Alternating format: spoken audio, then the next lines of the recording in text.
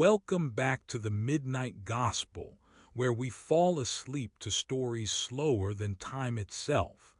Somewhere outside the gates, before the crowd, a disciple wakes. It's not sunrise yet, but the shadows are already soft and cool like the inside of a linen basket. There is no hurry in this hour. The stones are quiet, their warmth left over from yesterday. You can almost hear the pulse of silence if you listen around the corners. The small houses are still. Even the animals quiet, their breathing sinking toward the earth. It's early, yes, but nothing wants your effort right now. There is no task but letting your spine uncurl, sinking a little deeper into your bedding. Even the lamp by the door flickers gentle, as if unsure if it wants to stay lit. Outside, the world is barely moving. A pot sits empty on the step, waiting for water, not because anyone is thirsty, but because that's what pots do at dawn. Most people are still asleep or close to it. Only the oldest dog shuffles in the dust, sniffing the same corner as yesterday, tail wagging slow and drowsy. Someone is turning beneath their blanket. Somewhere cloth is folded and unfolded, then folded again. The air smells like earth and last night's bread. Let yourself lie still. Feel the weight of one ankle over the other, the gentle anchor of a hand resting on your chest. Listen for the sound inside the silence. The story has not come for your attention. It will wait for you as every honest story should. You are not late. There is nothing to miss. Tonight we begin, not with a crowd, nor a sermon, not even with a miracle whispered in the dark. We begin with nothing much, with sandals set quietly by the door, and the hush of an ordinary heart beating steady in its chest. Take another slow breath. Let it linger in your chest and feel your ribs settle, as if you could hear the dust gently settling around you. The story has all night to wander. It is slower than time, quieter than any prayer you could say aloud. There is no need to hurry to the meaning. The meaning is already here, in the pause, the space, the unspoken hope under your tongue. You don't need to stay awake for the story. It will stay awake for you. A thin gray line of morning slips beneath the door, making the stone floor softer somehow. He doesn't move at first, just listens. Somewhere in the little house, fire coals are still whispering. The smell is warm, last night's bread and a handful of dried thyme from the hook by the window mixed with the faintest skin of dust. His body is heavy in the way stone is heavy. Here there is no hurry. Here he lets his own weight anchor him, slow. A blanket covers him, old but still holding the memory of warmth from someone's hands before him. He uncurls one arm, smooths the blanket flat, then folds it over itself, twice, 3 times, just the way his mother did. Each fold is careful. Each breath unspools, in and out, nothing too fast. There's a bird that sings once, a small, almost accidental sound just beyond the wall. It is answered by nothing. Quiet floats back in its place. From a room across the courtyard comes the gentle, hollow sound of pottery. Stack meeting stack, a cup set softly on stone. Farther off, a pair of slow footsteps pass outside, sandals brushing loose gravel. They don't turn this way. The path is long, but no one seems pressed for time. In every pause is a kind of softness. Even the silence here folds over itself. He sits up, legs dangling. The chill of the air is ordinary. He feels it in his toes first, and then in his fingertips. There's no reason to rush. The shape of the day has not appeared, and he lets it remain featureless, quiet, safe. In this moment, it's enough just to sit. Breathing matches the hush around him. You can breathe slower here, long, careful sighs. He stands, the brittle straw mat barely giving beneath his feet. In the quiet, every sound counts. A shift of cloth, a distant door clicking, more footsteps, softer this time, maybe a child's. No laughter, just movement made gentle by the hour. He rolls the blanket and tucks it in the basket by the wall. As he does, he remembers yesterday's warmth lingering in the fabric, enough to believe that each small thing remains, gently present, even as the morning is made new. Let this moment stretch. You don't have to name it or understand it. The day can begin slow. Nothing rushes in this room. Somewhere outside, a cart creaks. One bird calls again, then settles. He listens for the clink of water jars, the first notes of someone nearby beginning their prayers, but all that comes is breath. In the corner of the house, the old cat blinks once, then curls back into a stillness that feels, even now, like a blessing. Day and night, woven and unwoven. He asks for nothing and still feels full. Even this silence is holy. John 13:5. The jar was cool before sunrise, pressing against my hip. Its round lip gathered the first light, even as the sky was still the pale blue of a worn blanket. I walked to the well, dust soft under my sandals, not much sound but the hush of my own steps. The air smelled like old stone and olives. Someone else came down from the north road, their head bowed. We met eyes but spoke no words, just sleep still inside us. He waited with his jar, too. The line didn't matter. There was always enough water. I leaned back against the sun-warmed wall and watched as shadows slid quietly over the stones. My hands felt rough from yesterday's chores.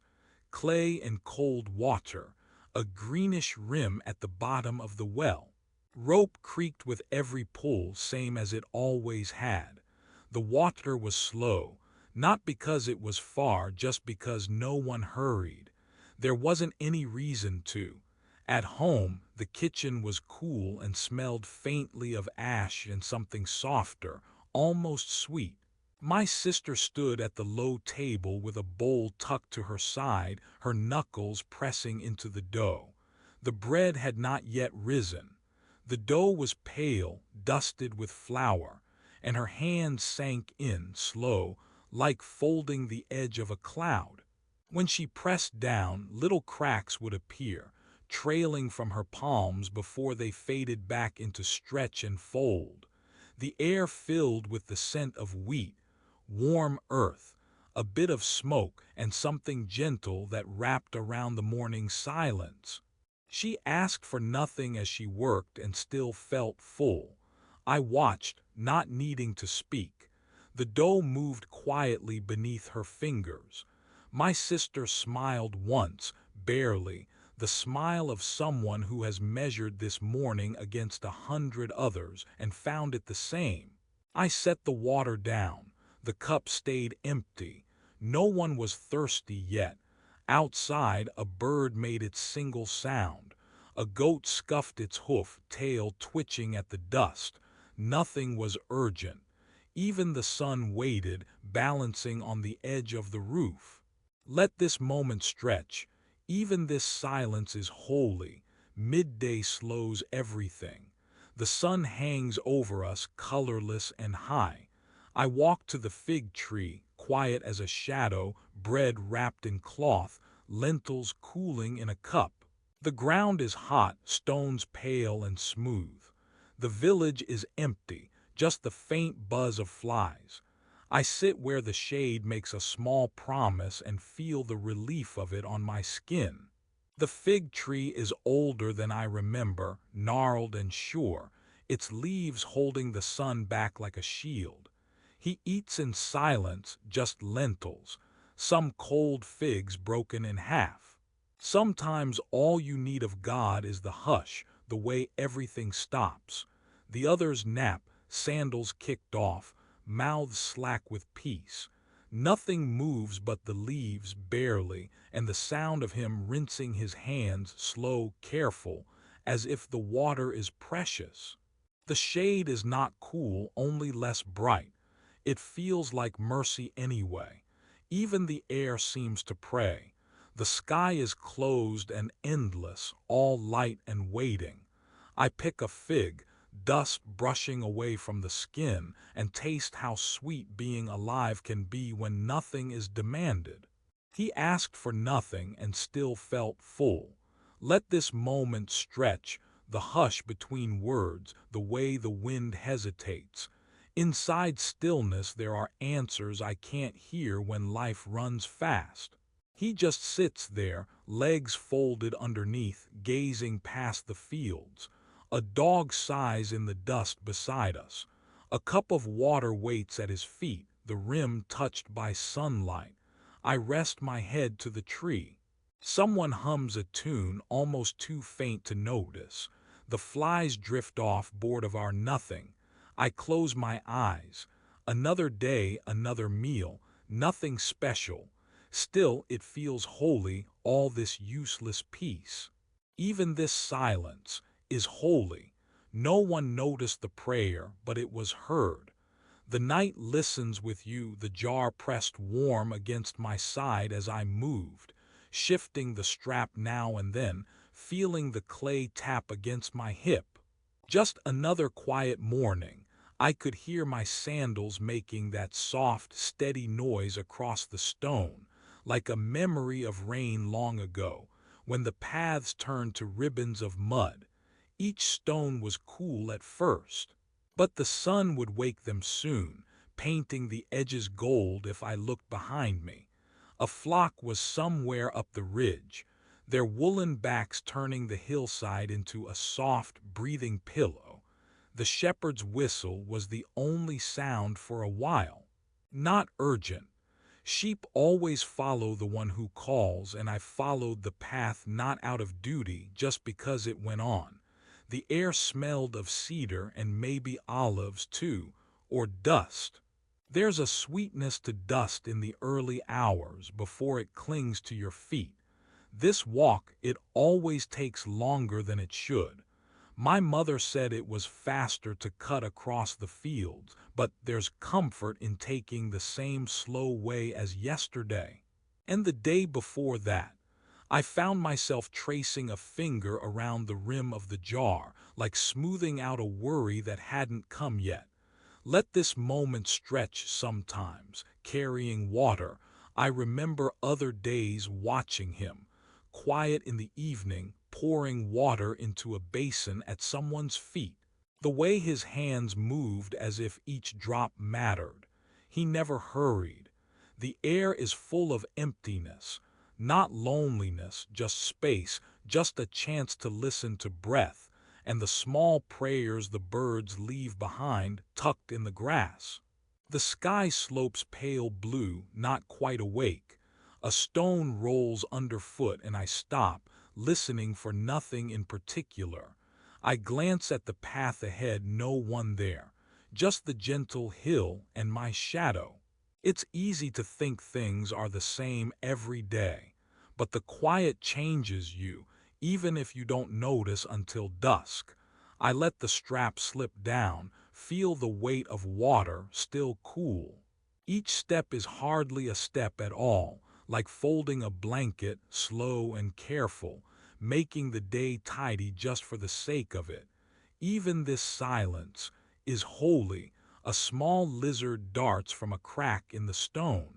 It pauses, looking at me, and I wonder if it thinks I am part of the rock or a sheep or nothing. The world notices the smallest things, even if no one else does. Pausing beneath a lone fig tree, I rest. Not because I must or because there's meaning in the shade.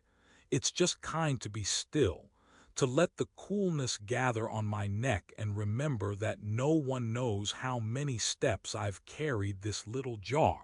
No one notices the prayer, but it was heard. Let this moment open, gentle as sleep from here. The wind brings voices from the city so faint it could be memory instead of news. I listen. I linger.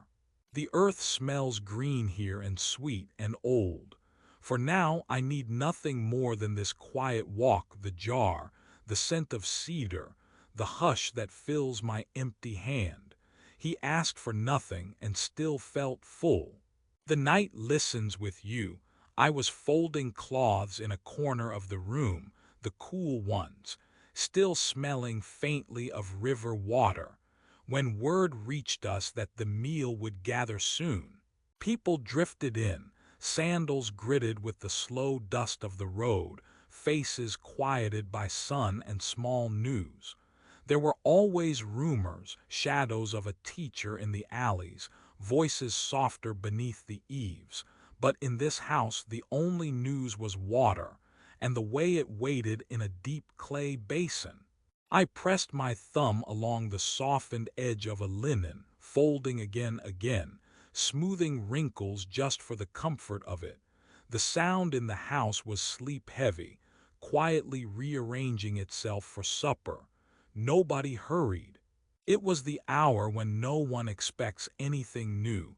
Someone lifted a pitcher, its belly cool from the place it had sat in the shade. Water was poured with a gentle care so it wouldn't splash. It caught the fading light, slipping gold and then gone in the stillness of the basin. I liked the hush that followed. Sometimes, when the world outside felt like it ran on a harder edge, I would let my hand drift into water, just for a moment, just to feel its weight, how it gives and doesn't ask questions. Underneath is quiet. It presses against your palm, a small, round kind of gratitude that nobody names out loud. Let this moment stretch. The first one to sit was older, bones showing at the wrists, sandals loosening and a kindness left in his voice. I knelt to untie those laces, winding them into small circles. The leather was rough, marked by days I hadn't seen. I never asked about where they'd been, I just noticed how he rested, feet bare, trusting they'd be cared for. The basin waited. My hands cupped water and it leaned into the lines of my skin. Some people's feet tell stories that their mouths never will. I learned this in silence. Scar on the left toe from rushing one morning years ago. A missing nail. Patches made soft by memory. I poured gently, not for show, and the water found where the dirt stayed hidden. I thought, while working, of how easy it is to overlook the quiet ways we are tender with each other. The cloth, cool, smooth, and wrung almost dry, moved in small circles. I wondered if he felt it, or if the day had worn away his sense of anything being good. His eyes stayed on a place beyond the window, always somewhere else. I didn't need him to thank me. Even this silence is holy. Another sat next. She giggled softly, cheeks round and pink from walking in the heat.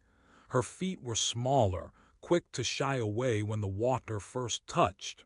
We both watched the ripples settle and disappear as if nothing extraordinary had just happened.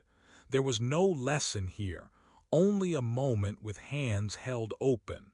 When she left, her leaving was gentle, like a sigh. The basin grew cloudy, but not in a way that felt wrong. It only reminded me how much the world passed through us, waiting to be washed away. Each time I lifted water, it was a way of remembering I was trusted with someone's weight. I thought of my own feet, how rarely I let another see the marks time had made. How maybe, if someone asked, I would let myself be tended this way too.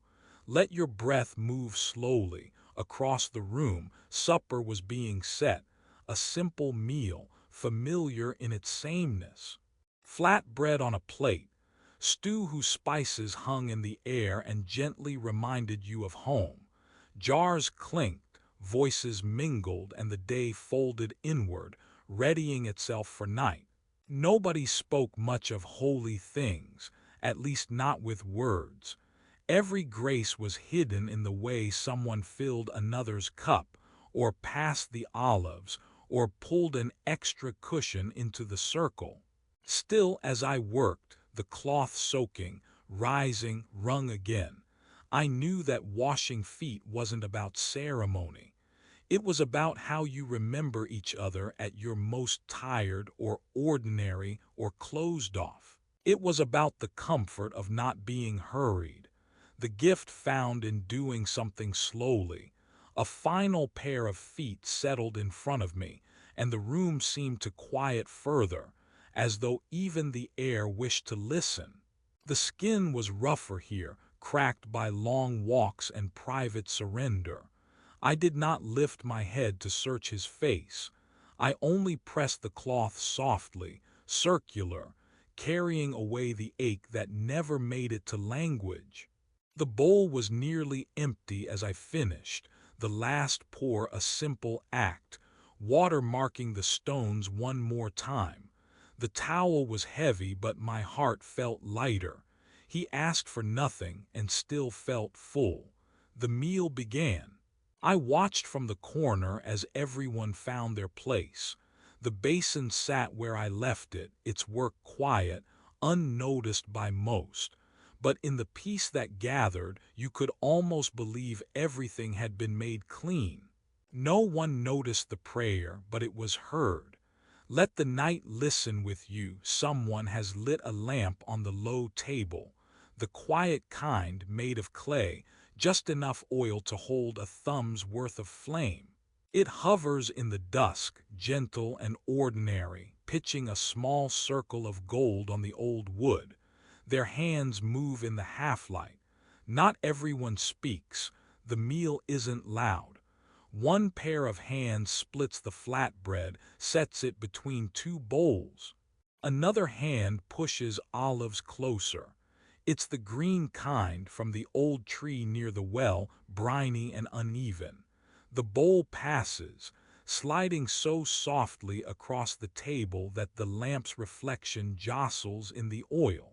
There is a hush tonight, not quite silence, a lull from the day's walking. The sandals are by the door, dust brushed away, tongues folded neat, feet padded from the spring, washing the road off, cooled and pink. A few of them are still catching their breath.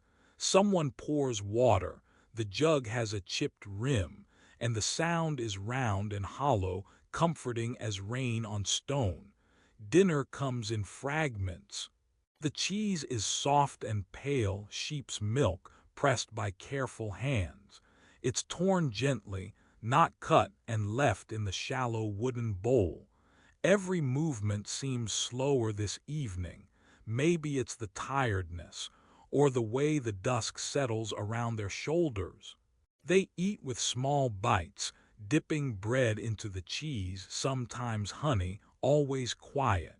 The bread is still warm from the coals, a crust that slides from soft to rough between their fingers. Nobody calls for another plate. No voices rise up. Instead, they simply share each thing, the way one person passes the bread, another passes the olives. One of the younger ones counts the pits quietly, flicking each toward the edge of the bowl. It becomes a game for himself only, but he smiles when he loses count, starting over with his lips pressed together in secret joy. Outside, the breeze comes through the open window. It smells of scrub, dust, and thyme, and a memory of wild mint crushed beneath feet. Some nights the goats call from the hillside, but tonight even the animals have quieted. A moth skims the lamp. Its wings flicker, soundless, as it circles the flame, dips into darkness, and returns again. Someone's hand lingers on the bowl of lentils, stirring slow, chasing a bit of garlic around with their thumb. The rest are eating or done, but the stirrer just makes lines through the earthy mash. Not hungry, just not ready to let go yet. Every shift in their seat, every swallow, even the sighs, settles softly as linen being folded at dusk. You could almost believe nobody is thinking at all. But in the hush something else drifts.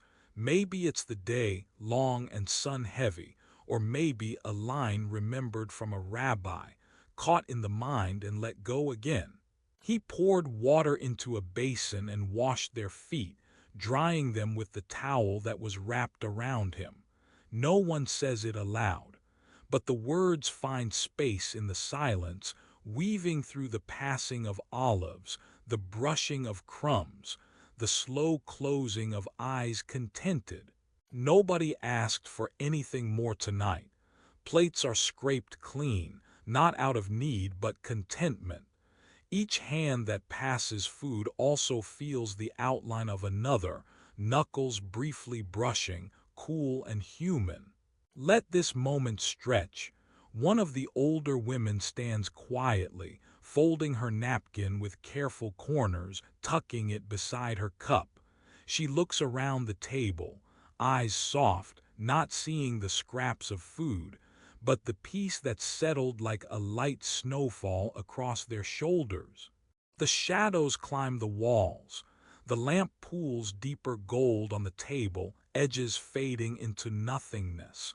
Every now and then a yawn, gentle, shared. No one is ashamed. These are people who have walked, who have waited in lines for figs, who have bent to tie children's sandals, washed the bruises from knees at the end of the day. Even the strongest one is just a person here, quietly grateful there is enough, quietly grateful there is company. Let the quiet fill the room. No one prays out loud tonight.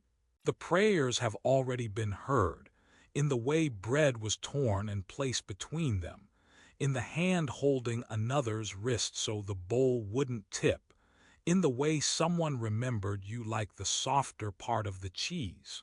Each of these things becomes a kind of prayer, not for blessing but for belonging. The lamp burns lower. Someone rises and sets it closer so the last piece of bread can be seen. There is no rush. They eat slowly, and maybe not everyone is really hungry anymore, but no one leaves while others remain. When the final crust is broken, someone sighs, a sound of full hearts, not full stomachs. Even this silence is holy. Outside, the evening tilts dark. The air feels gentle. You can hear water in the jar settling, the last swallow echoing in an empty cup.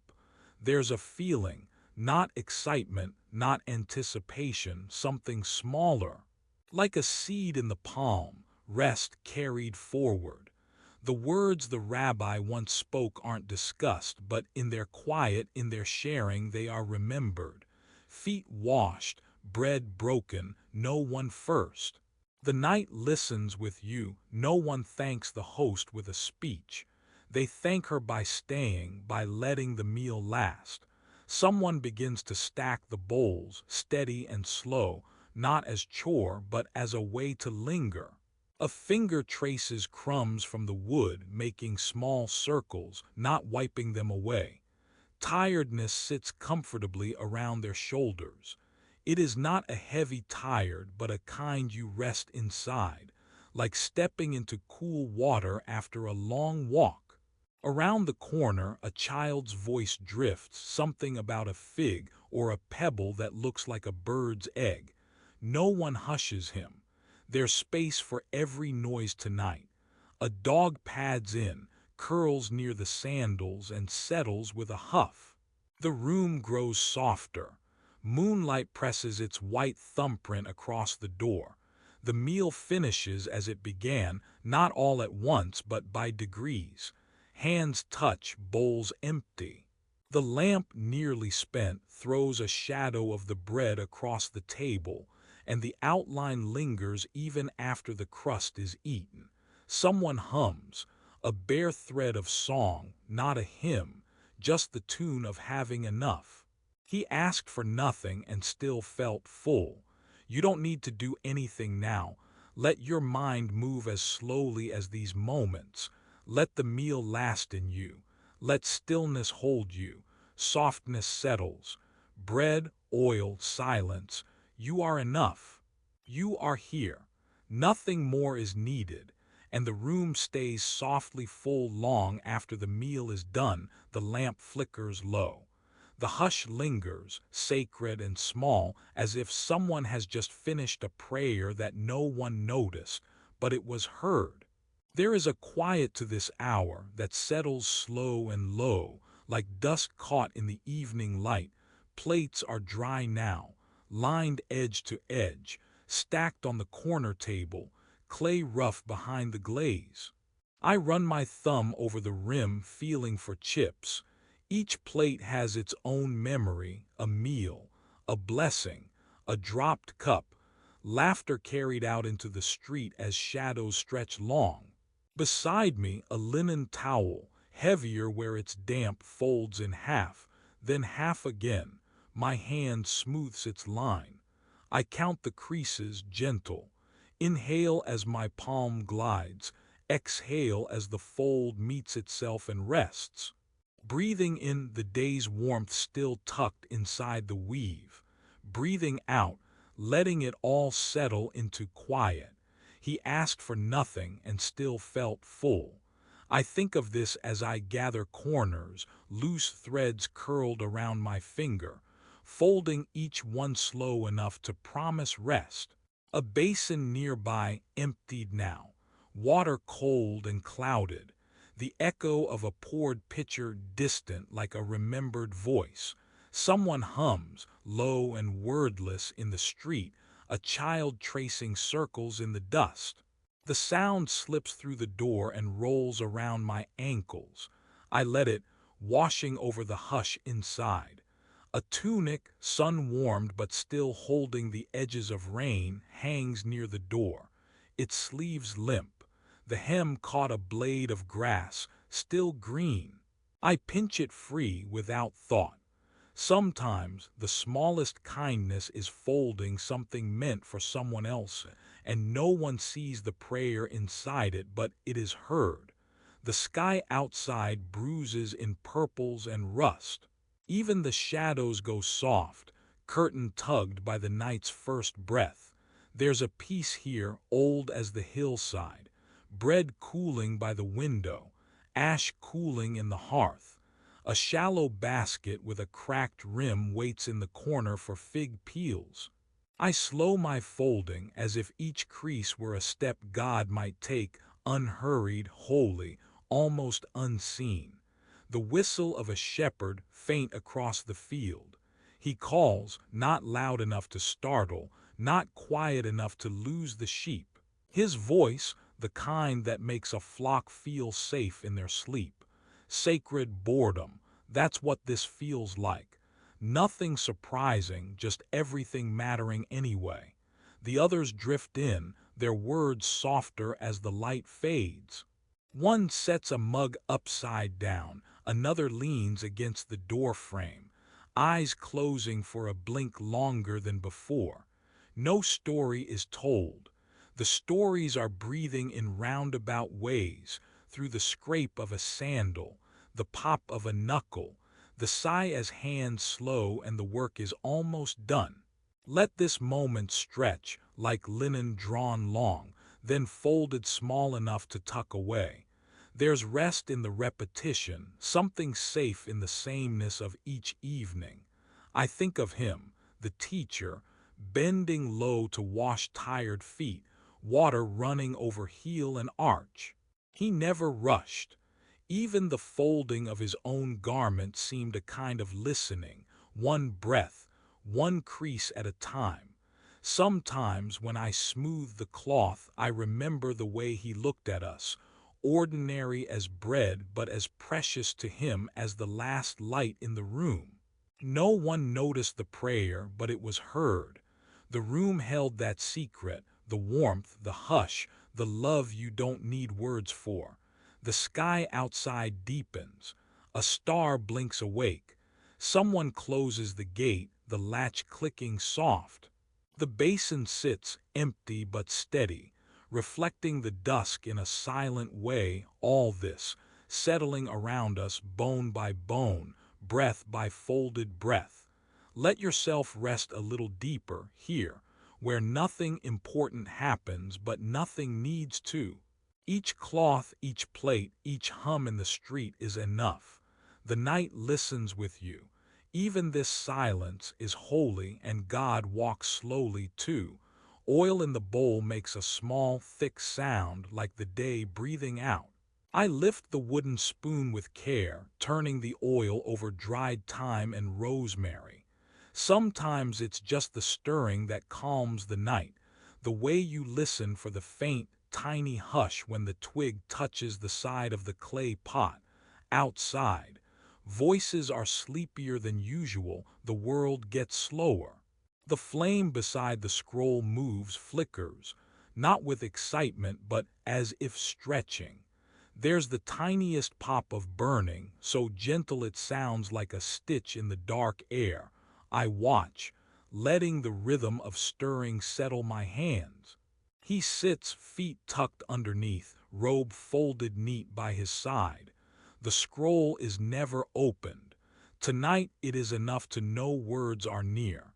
He lowers his head, eyes closing for a breath.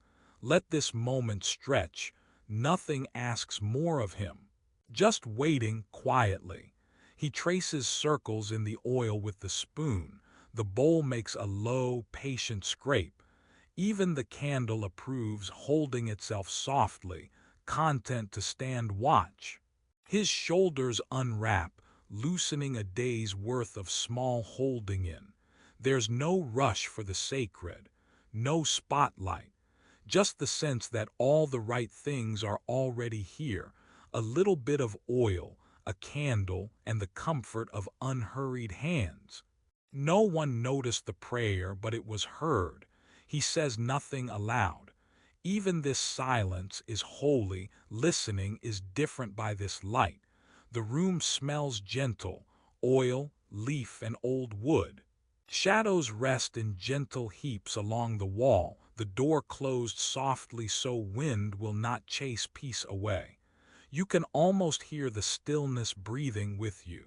It's okay if you drift now. The night listens with you, and even the bowl, half filled and warm, waits close by until the light is gone. Soon, even the stirring will end. He asked for nothing, and still felt full.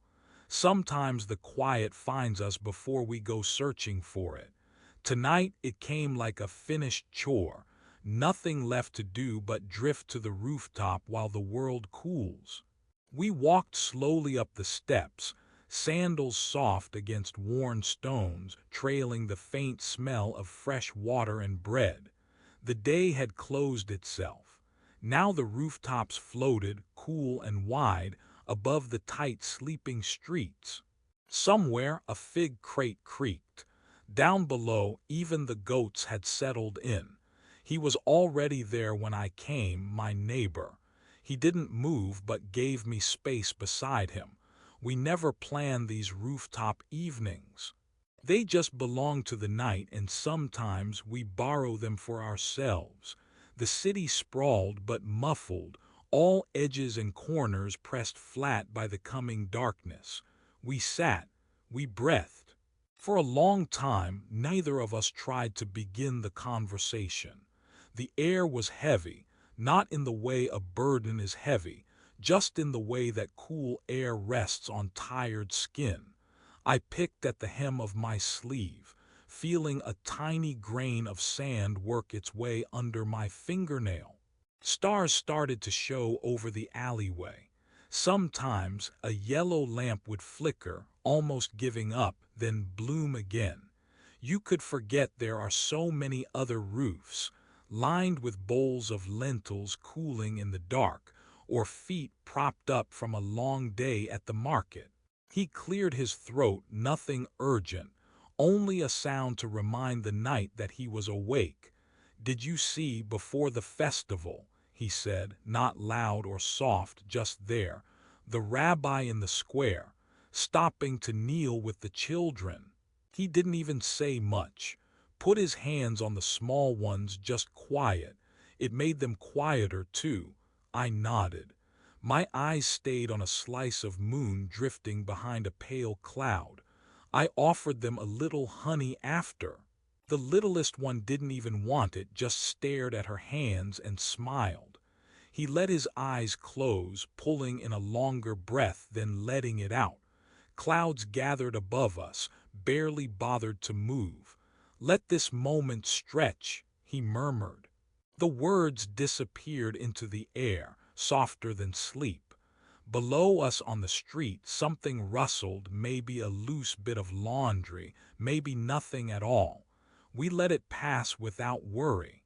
I remembered all at once a basin of water left beside a door during the long afternoons. My mother would kneel, wordless, dipping her hands in the basin, lifting a foot, dirt coming loose, old with the day but never judged, just washed. Sometimes I think love sounds most like water poured on tired feet.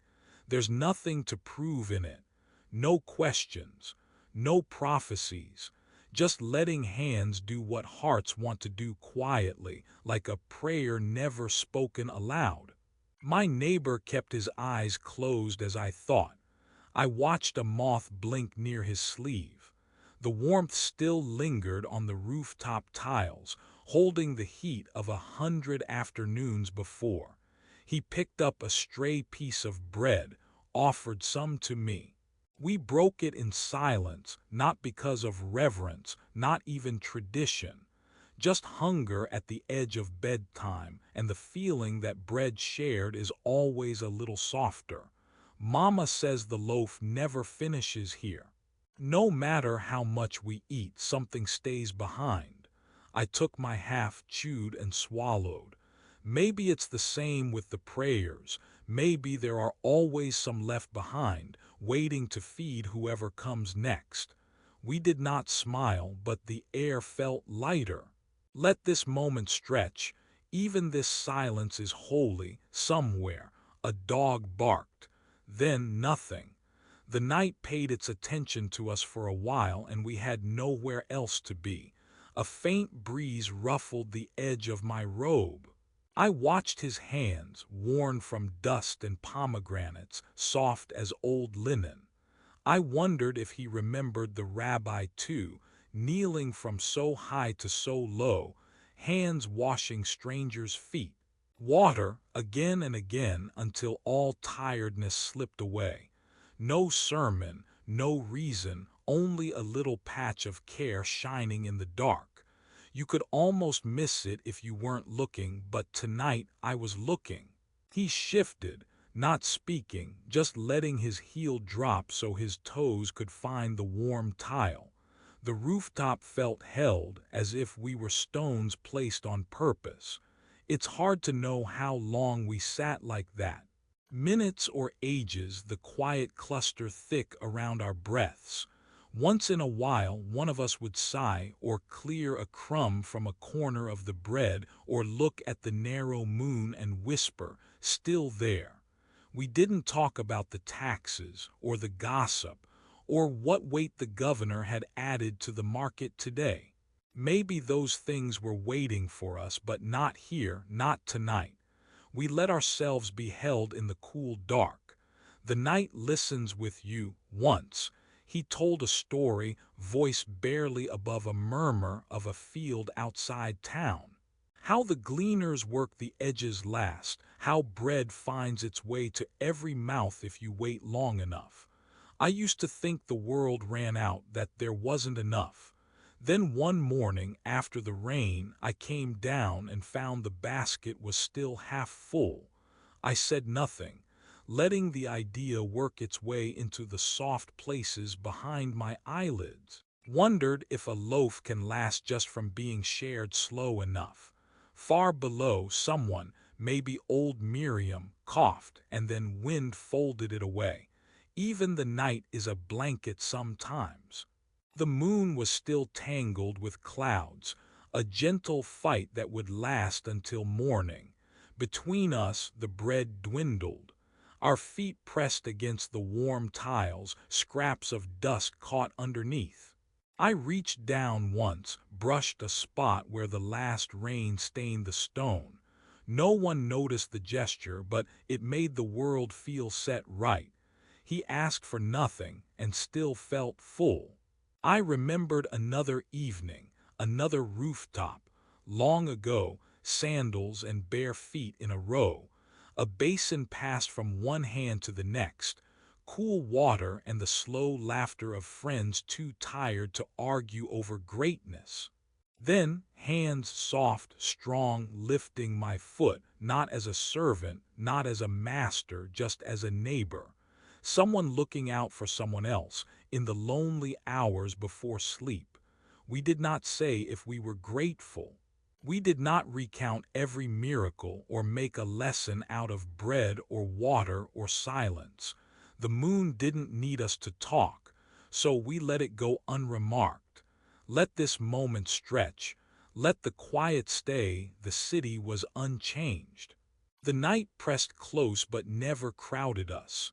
There would be new talk in the morning, more lines for bread, another story about the rabbi, another loaf broken by clean hands. But that was not now. Now was just the hush, the slow, soft unrolling of sleep. We settled, not waiting for anything, not hoping for more. The sky above us unmoving, clouds muddling the moon, feet side by side, patient with their tiredness and their hope all at once. Even this silence is holy. The night listens with you. He crouches by the low wall at dusk, letting the last bit of day drift from his arms. The mat unfolds quietly. The rushes are woven tight from the morning, their edges smooth under his palms. He smooths the faded cloth for a long time, corners squared. Each wrinkle presses flat by the cool of his fingertips. At the foot of the mat, a folded strip of linen lies waiting, clean and pale. He once dipped this linen in warm water for another's tired feet. That memory sits behind his eyes, too tired to look at directly. The room barely holds his shape in the gray light, just a basket by the doorway, a bowl tipped on its side. Dust lingers in the corners, undisturbed, as if the day has forgotten itself and begun to rest too. He rubs his thumb across the heel of his hand, feeling where the bowl's edge pressed a soft ring through the afternoon. Now no one calls his name. Every bowl, every cup sits silent. Even the wind keeps to the edges, nudging only the reed curtain.